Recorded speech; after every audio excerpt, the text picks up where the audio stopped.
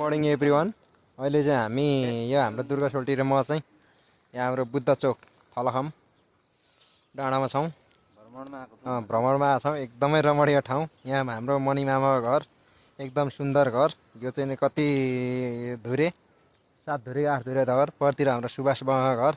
यहाँ हाम्रो मणि मामा फेरि गत सालै रोपेको अलैँची अहिले नै 1.5 मन फलेको।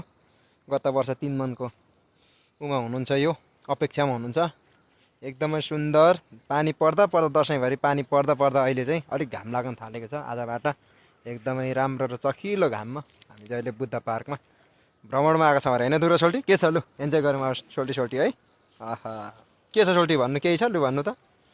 हेन्सम हाम्रो सोल्टी चाहिँ घाम लागेकोले साह्रै रमाइलो लागिरहेछ। अब चाहिँ पानी पर्दैन जस्तो लागिरहेछ।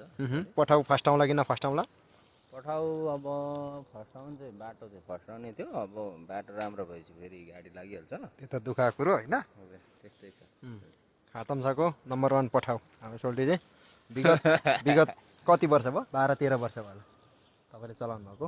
10 वर्ष। विगत 10 वर्ष यता खातम्सा टु दिङला टु तुमनिङटादेखि लिएर भोजपुर सबै ठाउँमा, सालेवा फेदीदेखि लिएर सबै ठाउँमा सेवा दिँदै आउनुभएको हाम्रो एकमात्र पठाउ दुर्गा सोल्टी यहाँ हुनुहुन्छ। हामी चाहिँ फेरि लङ खाँदै हिँड्ने हो। फेरि ठ्याक्क लङ खाने हो। सुब्बेको 6 दाना जति एभोकाडो खाने हो खाजा, अनि लङ खाने अनि हिँड्ने। हाम्रो त त्यस्तो छ। ल सोल्टी है।